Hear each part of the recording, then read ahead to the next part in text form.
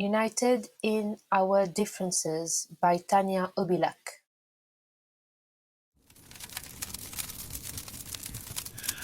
Because, of course, being with that background, I questioned everything.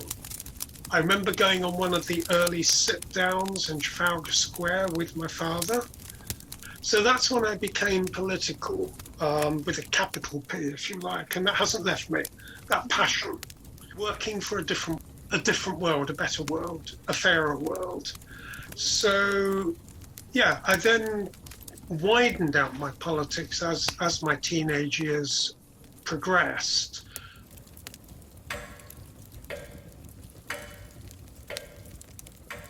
That the cultural change needed to eradicate the notion that war, militarism, violence is a normal, acceptable thing is the big struggle, and a lot of revolutionary change takes place by the very people who don't have the guns and don't have that sort of power. But, you know, a lot of change does take place non-violently.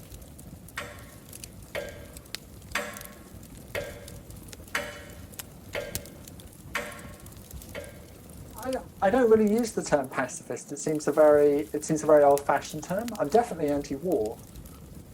You know, one can point to a whole range of examples of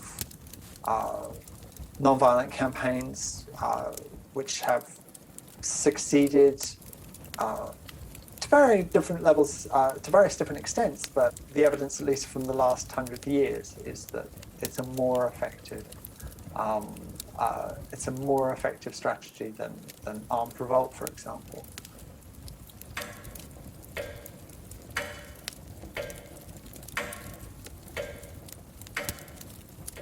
My view was that you needed to get involved in working with the communities, in the community. And so while I was at Peace News, I'd become very critical of people who basically make a gesture, make a posture, but don't actually get involved in trying to deal with the problem and solve the problem. They just stand against the problem publicly, and that statement is enough. For me, that meant not addressing the violence head on, but to do work that was basically good for the community, within the community, and would help them to actually see that these are the real issues that needed to be addressed.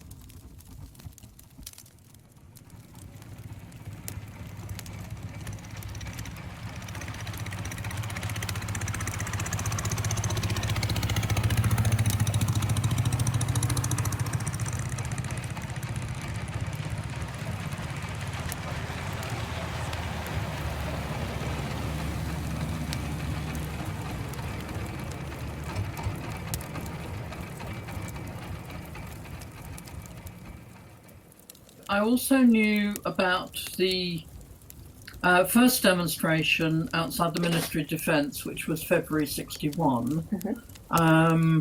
But I didn't know why you wanted to go and sit down outside something. I didn't know what the point was about civil disobedience.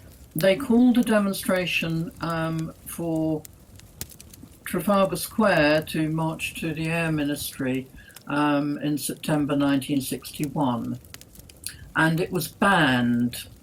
And I was very, very shocked at such a terrible thing being done in terms of civil liberties.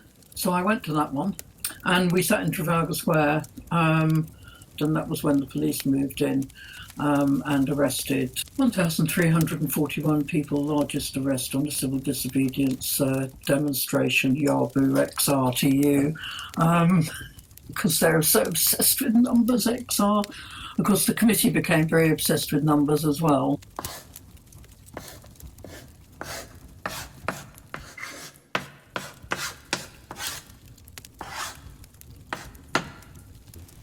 But initially, we just thought that the whole the McDonald's campaign was a side issue. It was for me, because I was always primarily involved with anti-militarist activity and doing stuff about the nuclear power plants, no more, no less. I'm still involved in that kind of work.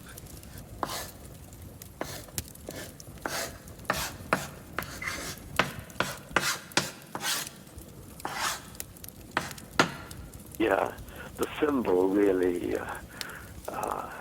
it was an odd symbol to begin with, but it caught once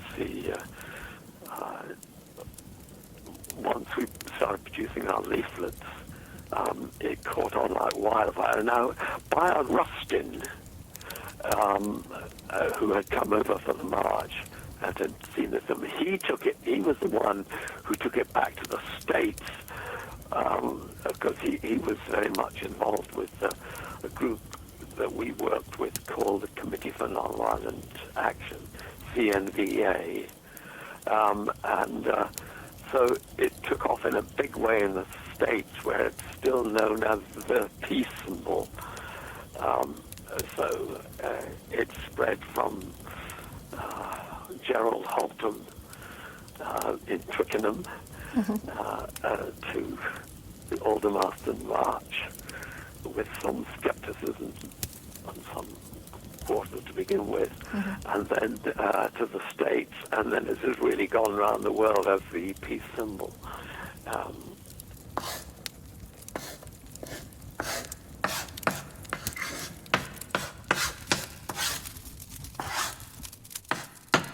It's almost as if people are blinkered. They've got their own little issues, their own little campaigns, and they can't see the link with other things, and they can't see the dangerous things that happen in the world apart from the bomb. I mean, who believes that nuclear weapons are going to be used anymore? Not sure I do.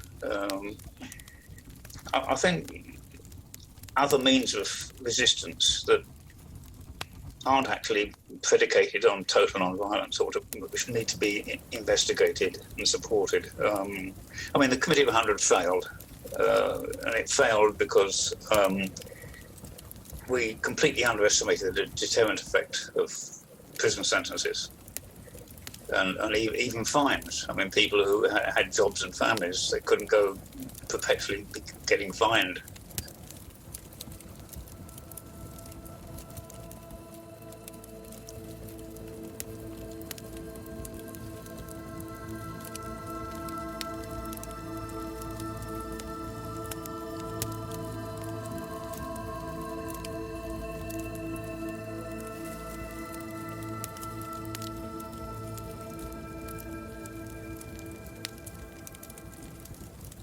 Pacifism is simple in a way. It just means I would not do that.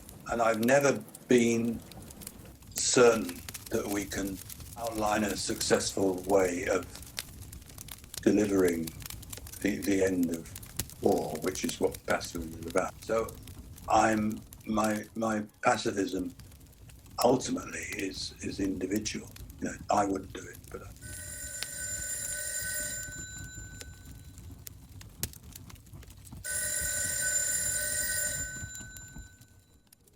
I think it's quite good to have a huge variety of different organisations, either from motivation or professional interest, sharing professional interest and skills.